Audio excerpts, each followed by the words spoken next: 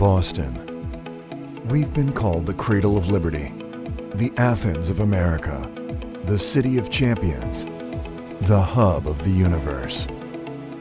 We're the leader in higher education, a center for commerce, the home of some of the nation's first infrastructure. Now, in the age of innovation, as technology quickens the pace of change, we look ahead at what's next for our city. This is Boston UpFront.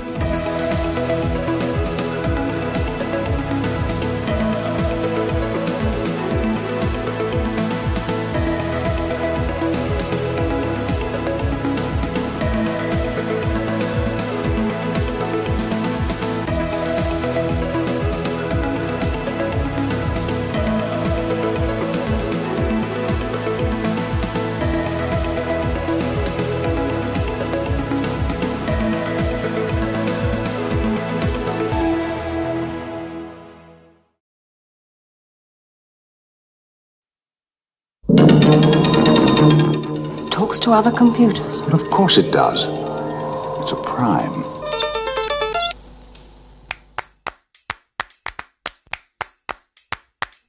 Boston has the opportunity today to reach into its entrepreneurial roots and technology roots from long ago, its venture capital roots from long ago, and its founder roots. I mean, our whole country was founded here, by the way.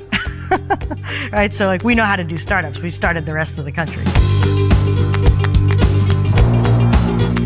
You have this complete, almost Ellis Island melting pot of students coming here. And you kind of have this young and old. And I think, if you can fuse those things together, the young energy, and if you can marry that, with kind of this engineering deep DNA around innovation, it makes it a pretty special place. We're the center of the world when it comes to education and center of the world when it comes to healthcare. The implications of that for what the business environment is like are that we're solving very big problems. And even for me, being in the digital marketing space, it's such a point of pride to be part of an innovation ecosystem where we really value businesses that are making a substantive difference. I think Boston is a city that just is naturally very diverse. I think from a business standpoint, it's beneficial because it gives you access to talent and to modes of thinking in your employee base that you wouldn't get in a lot of cities. People are recognizing that there's a real strength in the ability to network and get to people, and there are many advantages that being able to do startups on a Boston scale can bring to individuals and to companies. Boston has moved into more of a knowledge-based economy, and we're going to continue to move in that direction. The kind of businesses we need to bring in need to support the new move in our national and worldwide economy in that direction. Look how quickly the world is changing. You should be really, really worried if you thought that everything was the same now as it was 6 months ago. I think you should be worried if everything's the same now as it was 3 months ago, because the world is not like that, and consumers are certainly not like that. Certainly the internet, right, and the sharing of information and the collaboration and the sort of quick dissemination of what's going on has created an amazing pace of change. One of the things Carmel we've had to do is constantly stay not only ahead of fashion trends, but also ways of, we've added new models of doing retail from like just straight e-commerce to flash sales to marketplace. And so you have to constantly be kind of seeing, what's going on in the industry and trying to be ahead of it. At the same time, we have to adapt and survive. You don't want to be someone who's just constantly like chasing the new thing either. Be good critical thinkers and making the assessment of whether that new thing is the right new thing or not, because there's so many different choices.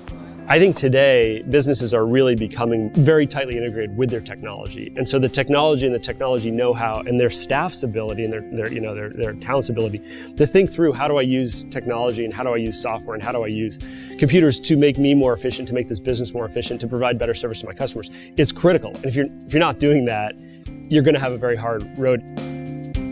We want to be able to do things way faster than we ever did them before. We want to be able to do things ourselves. We want to do many, many things that we used to rely on entire service providing networks to do.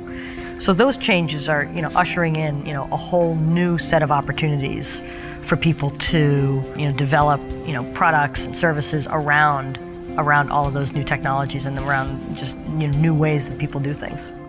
I go to Harvard, I go to MIT and talk to undergraduates, the percentage of them now that want to be entrepreneurs and want to be involved in innovation versus working for McKinsey, Goldman Sachs, I mean, it's really encouraging. That type of innovation, that type of energy, that type of entrepreneurship, that's what's going to be important here for Western society and for all of civilization. The conventional wisdom is that the VCs in Boston are more conservative, and then it's much harder to raise money here than it is elsewhere. New England during the 90s had a really stellar venture capital run, with some of the highest performing, venture funds in history, but they were fairly narrow in the mainframe computing going to client server, or they were in the telecom equipment, networking equipment space. When that market crashed, and it crashed hard, kind of in the 2001, 2002 timeframe, it just led to a lot of New England pulling back. You went through this dark age where a lot of New England VCs wanted to fund safe plays and things that had revenue. The way venture works is success begets success. And if you start out as a firm with particular focus and specialization and it's working for you and you're doing good deals, they want to see you doing more of that. Entrepreneurs come to you because you've been successful in a space that they hope to start a company in. And so they want to take money from you versus somebody who doesn't have as much experience in that space. Our experience in Boston, other than maybe a couple of VCs, we've had zero interest. All of our money's come outside of Boston. I think there's been a lot of criticism of the venture community in Boston from not just Karmaloop, but even from things like Facebook and Reddit and Dropbox, and the list goes on and on and on of these companies that started here that left. The criticism over and over again is that the investing community is not creative here. They don't get it, they don't support it, they don't put any value on things that are cool or interesting or creative. And what happens is those businesses go to New York or they go to LA or San Francisco where there's more value.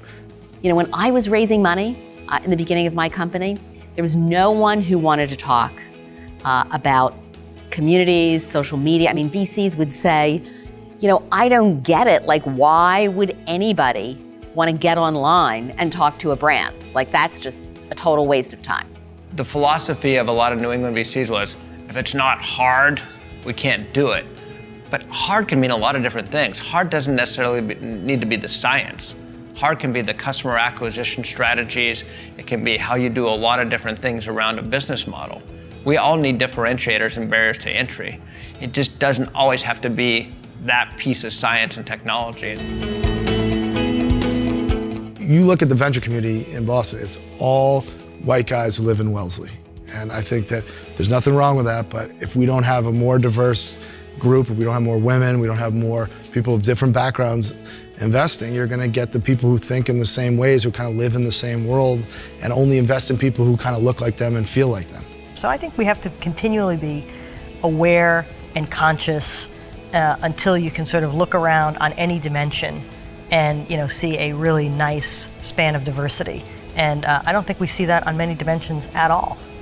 Right? We certainly don't see it in terms of venture capital, venture capitalists.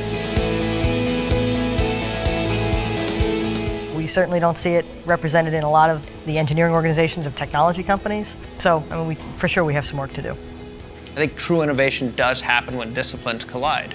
And a lot of things I think today is innovation at an interface level. And so much of this is going to happen with, kind of diversity.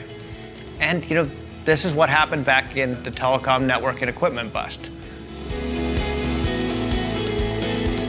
We were over-indexed on a segment. And when that went away, we pulled in.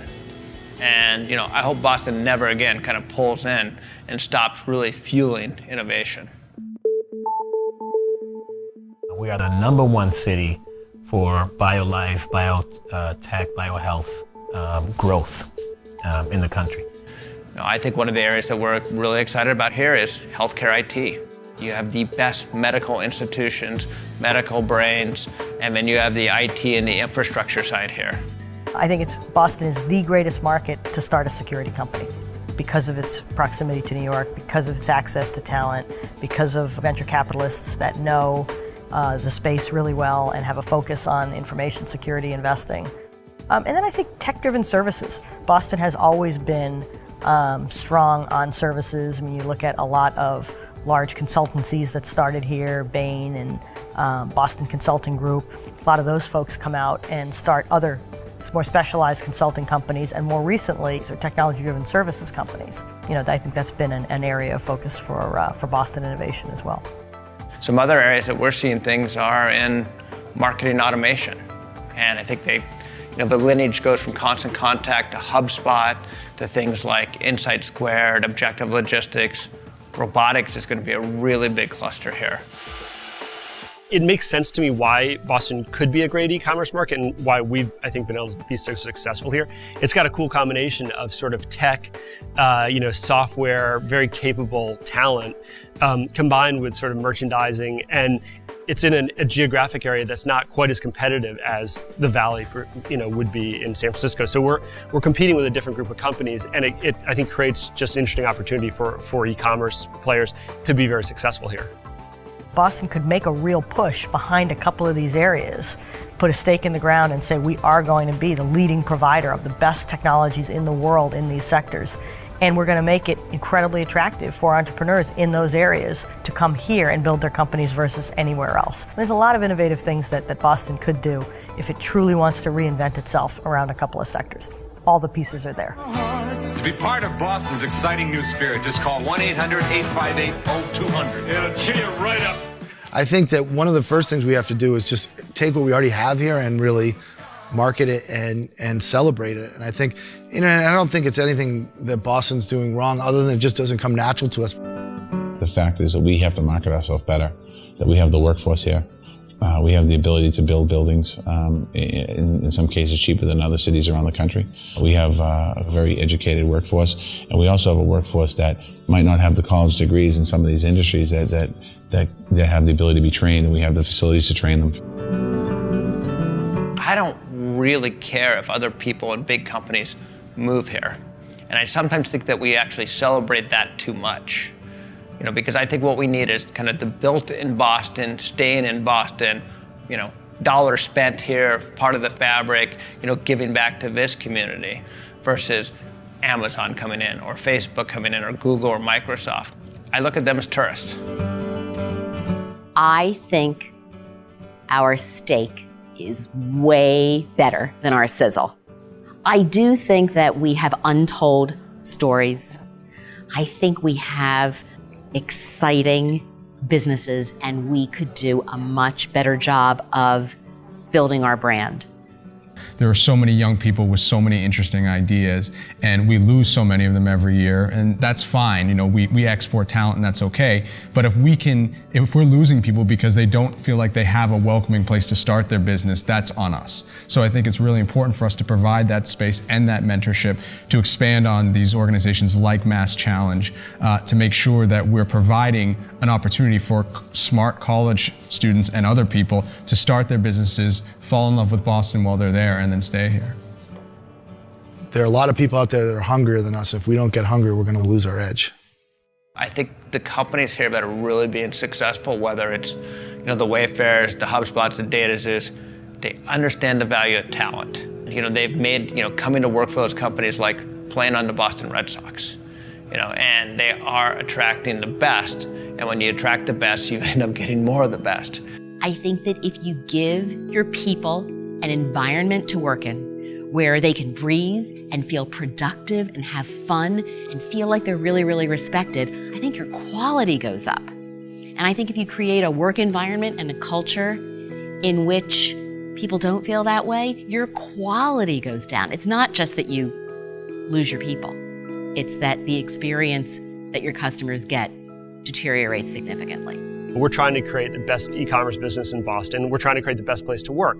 One of the things of being a best place to work is creating opportunities for people to go do other things often, right? You may have someone who joins you who's very ambitious, wants to get a law degree 4 years later. We've had people leave to go join the Peace Corps, to become teachers. We've had them leave to go, work with competitors and get a different experience kind of in the industry we're in. The cool thing about it is it creates this really neat alumni network of employees you now have that you've now helped seed out into the broader economy. And I think it can be an amazing catalyst to sort of help, the economy here in Boston. You almost have to have a mission type of calling for your corporation, for your brand, and for what you want people to believe in. It's not just about have product, will sell. It's like, damn it, this should happen for society. This needs to happen, and we're gonna go push that.